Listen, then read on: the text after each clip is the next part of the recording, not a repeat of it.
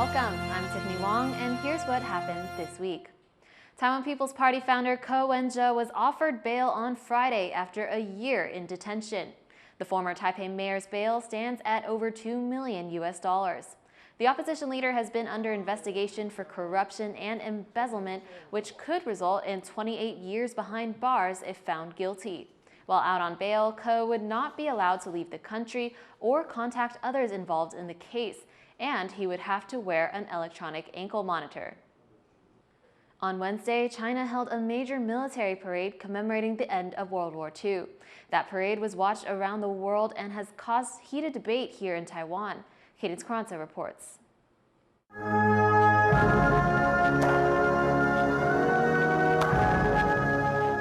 Taiwan President Lai Ching-te pays respects to fallen soldiers in Taipei, while on the other side of the strait, President Xi Jinping holds a massive military parade to commemorate the 80th anniversary of the end of World War II.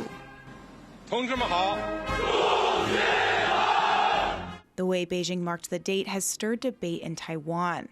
President Lai, for one, appeared to make pointed statements towards Beijing, which used the parade to show off its latest weapons, writing in a Facebook post that Taiwan, quote, does not use weapons to commemorate peace, and instead learns from the lessons of history. Taiwan, he said, believes that weapons should be used to defend itself, rather than for aggression or expansion. Others have accused China of distorting history by celebrating victory in the war, and using that history to bolster its territorial claims over Taiwan. 真正抗战胜利的主力部队是中华民国的我们的国民革命军历史的真正的那些故事，不容任何人去抹杀和篡改。我要向大陆上也提出一个建议：展示军力不是炫耀武力，要去讲清楚，尤其是要告诉台湾的同胞，大陆上绝对不会用武力来解决两岸的问题。 Experts say a key goal of the parade was to show the U.S. and other countries that China could not be contained, but also to reinforce the One China principle and to weaken Taiwan's international status. 所以其实今天它的这一个除了秀军事的肌肉之外的话，它也有很大的一个层面，其实是希望去在法律战上面去做到一些对台湾的限缩，同时去争取台湾，去压缩台湾在国际上面的空间。 Taiwan's Mainland Affairs Council, which handles relations with China, had previously banned any government officials or former officials in key roles like intelligence or defense from attending the parade, as well as urging all other Taiwanese people not to go. But several political figures from Taiwan showed up anyway. This is Hong Xiuzhu, former chair of Taiwan's main opposition Kuomintang, watching the parade. She said in a statement that she attended to honor the soldiers who fought in the war and to remember history. A high-level KMT official also attended, as well as the chair of the pro-China New Party, now facing backlash. 中共的这个武力展示呢，严重的威胁第一岛链区域和平。他不告诉中国应该放弃这些武力威胁，反而去帮他，我觉得是站下。The Mainland Affairs Council has also said it's going to look into whether Hong violated its ban on former officials attending the parade, given that her previous role as deputy legislative speaker gave her access to sensitive information, like the government's classified budgets. So even though the parade in China is over, it may continue to cause debate and divisiveness among officials in Taiwan for some time. Hank Xu and Cadence Carranza for TaiwanPlus. A day after former KMT chair Hong Xiuzhu's controversial appearance at China's military parade, Taiwan's Mainland Affairs Council responded. Cadence was there. The government body that manages relations with China on Thursday condemned the former chair of the opposition Kuomintang, Hong Xiuzhu, for attending a massive military parade in Beijing to commemorate the 80th anniversary of the end of World War II. The Mainland Affairs Council had previously banned any Taiwanese government officials or former officials that had held key defense or intelligence roles from attending, urging all Taiwanese people not to take part. But Hong and several other figures from Taiwan's political parties attended anyway. She was seen multiple times in live streams of the event, sitting alongside Communist Party officials. There's also been reports that she and other Taiwanese attendees would meet a top CCP official. Although the council pointed to the fact that her attendance goes against the government's position on China, they did say it seems like Hong didn't violate any rules. They had previously said she may have violated their ban because of a previous position she held that gave her access to sensitive information, but today they said it didn't look like that was the case.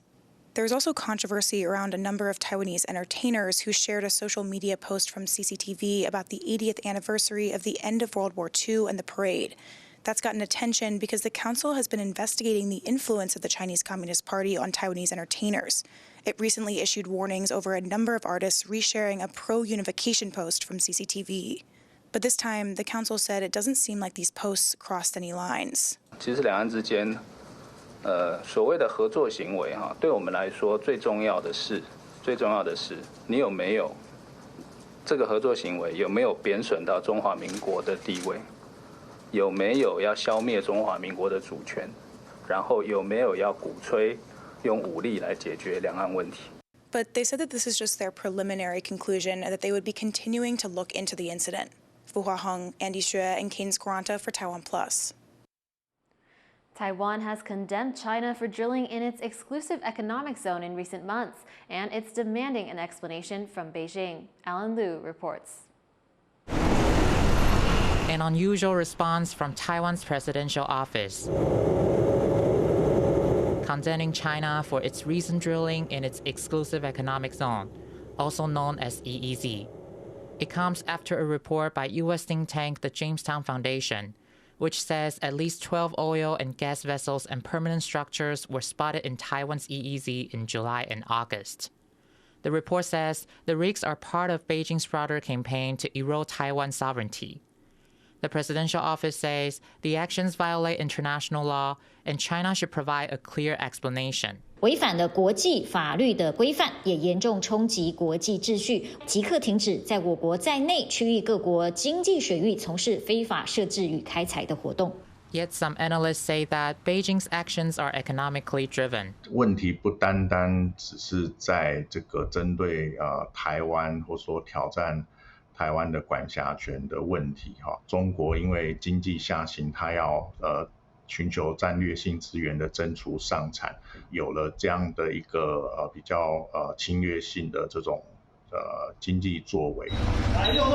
China has also been increasing other gray zone pressure tactics, including sending Coast Guard ships around Taiwan's offshore islands. Taiwan's Coast Guard says China began regular patrols around the Kinmen Islands in February last year, with Chinese Coast Guard ships passing through Kinmen waters as many as 85 times up to August this year. It's a move Taiwan views as harassment. These maneuvers have also come amid the Shanghai Cooperation Organization Summit and China's military parade, prime moments for Beijing's propaganda. 金马的部分呢，当然是就是比较是属于这个管辖权的挑衅哈，就是特别是针对这个海巡执法的这个权力的挑战。But Taiwan is not sitting idly by. A Taiwan Coast Guard delegation on Wednesday visited the Philippines to discuss growing gray zone activity from Beijing. A clear signal Taiwan is looking to strengthen partnerships as China steps up the pressure. Dolphin Chen and Ellen Liu for TaiwanPlus. A senior U.S. lawmaker is urging the Pentagon to take concrete action to address the arms sales backlog to Taiwan. And they can go to the manufacturers and go, by the way, we understand this is the order that you have taken these orders, but we are going to ask that you elevate fulfilling the order to Taiwan and others, because it is strategically very important to make sure that you all have the capability. And it's not going to do any good if the order is filled after China makes a move on Taiwan. That's after the fact. Rob Whitman made the remarks after China showed off some of its most advanced weapons in a military parade commemorating the end of World War II. The U.S. lawmaker also urged Washington to speed up technology transfers to Taiwan, saying it would help the island country build the ability to produce expendable weapons, something he says would be crucial if China tried to impose a blockade. A Japanese legislative official hopes that Taiwan will lift all restrictions on his country's produce. I heard Legislative Speaker Han Kuo-yu is visiting Expo 2025 in Japan at the end of September. I welcome him wholeheartedly and would like to reiterate our request for Taiwan to open imports of produce from the 5 prefectures. Taiwan's legislature is discussing lifting a ban on all food items from areas affected by the 2011 Fukushima nuclear accident. Wen-je was speaking with a delegation of 27 KMT lawmakers from Taiwan, looking to boost bilateral trade ties. Meanwhile, Japan's State Minister of Agriculture, Forestry, and Fisheries, Takanami Hirofumi, is in Taiwan, possibly to discuss the ban. Taiwan's legislature has passed several amendments meant to relax rules for permanent residency and work visas for foreign university graduates, digital nomads, and the families of gold card holders. The law also now allows them to receive disability certification. To learn more about how these changes affect foreigners in Taiwan, our reporter Irene Lin spoke to David Zhang, the founder of Crossroads. Who would you say is the biggest beneficiary of these amendments?